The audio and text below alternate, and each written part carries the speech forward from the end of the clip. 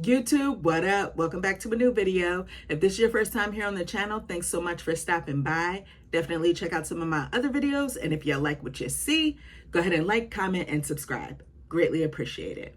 You guys know how much I dig the handheld experience. I prefer gaming on a handheld system. To me, it's just pure bliss, and it's been like that ever since I was a kid, right? Here on the channel, every couple of months, I do a pickups video where I talk about the games that I picked up throughout the past couple of months, typically Nintendo Switch games. And if I played them, then I'll talk about them. But I feel like that just isn't enough. Like, I play a lot of games, right? And most of the time, they aren't always physical games. So I'm not really sharing with you the digital games that I pick up, right? And I also am not sharing with you how much I enjoy playing my Steam Deck. I figured I might as well try something out a little new here on the channel. I'm going to call this Steam Deck Chronicles, or just Deck Chronicles, where I talk about, typically it probably will most of the time be an indie game that I'm playing on my Steam Deck. And today I wanted to start off this first episode with Minishoot Adventures. Now, some of you might have already heard about Minishoot Adventures since it released back in April of this year, 2024. But if you haven't heard about Minishoot Adventures, trust me, you're in for a treat. First, let me start off saying, for those of you that don't know, one of my favorite games of all time is The Legend of Zelda: A Link to the Past. It's been like that for years. Link to the Past was like the first Zelda game that I played by myself, because I played the first one, but that was like with my cousins and my brothers and stuff, and I really didn't know what was going on because I was younger. But Link to the Past, I went through that entire adventure by myself, and just the sense of adventure in that game just felt so grand, so magical. It's unmatched, honestly. I love A Link to the Past.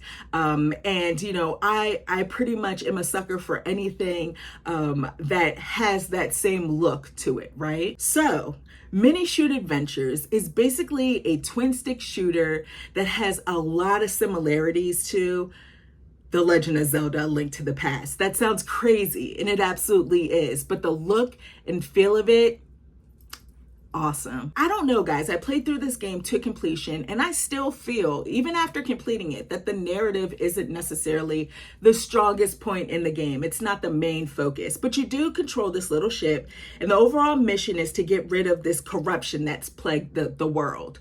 And I'm just basing that off of the first cutscene when they boot the game up. The narrative definitely is more implied. Now, there are things that you can do throughout the game as you get deeper in the game, little side things that you can do to get a little bit more bits and pieces of the narrative. But just know that off the break, the narrative isn't the mainstay here, right? You're playing this game for the exploration and the gameplay alone. I did mention exploration, and I honestly, truly feel like that is one of the reasons why I love this twin stick Zelda Metroidvania so much. The exploration is just so much fun. You have this little spaceship, and you're literally just roaming around this world that looks so much like, you know, the overworld in A Link to the Past, right? And you're able to basically just roam freely. Now, when I say freely, I say that loosely, right? Because there are some things, let's remember that this kind of is a Metroidvania. So there are some things that you're going to have to pick up. Shall I say, there's some things that you're gonna have to pick up, some different upgrades that you're gonna have to get in order to be able to access different parts of the map.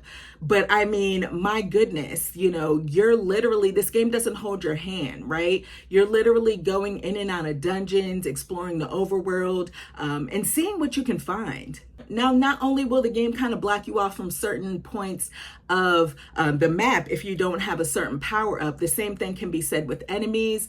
You might not be able to take down a certain enemy until you have said power up. And that's all well and cool. You know, if you play Metroidvanias, you know the deal here. This is how it typically goes. But yeah, I mean, it's just so much fun. One little issue that I do have with the game, as far as enemies go, are definitely the fact that there is a lack of variety with the enemies. You're basically going to be coming across the same enemies for the most part.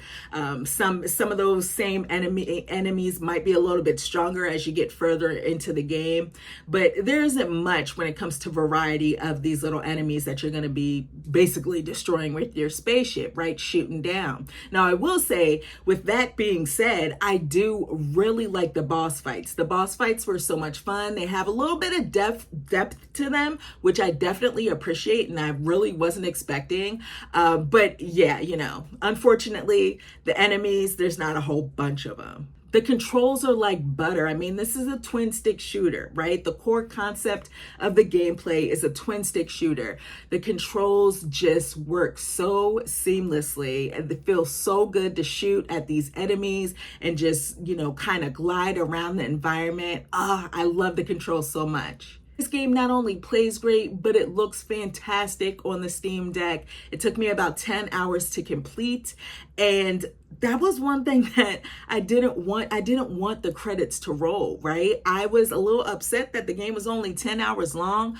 Nowadays, 10 hours is like the sweet spot for me when it comes to like length of video games, but I honestly wanted more time. I wanted more out of Minishoot Adventures. I could have easily spent another 10 hours in this game. Easy. This is a perfect game to play on the Steam Deck. I feel like it's made for a handheld console just because of how easy it is to pick up and play. Like, I literally would take my Steam Deck to work when I was playing the game. I'd take my Steam Deck to work, play it during my lunch break, you know, breezy, get through like an hour or so and then turn it right back off. And when I got home, pick it right back up. Like, it wasn't a matter of, oh, I got to go through X, Y, and Z. I have to try to remember what I was doing before. It all worked well on the Steam Deck. Minishoot Adventures is easily one of my favorite games of this year. We're more than halfway done with the year, and this honestly is in like my top 3 games that I've played this year. It's a fantastic experience.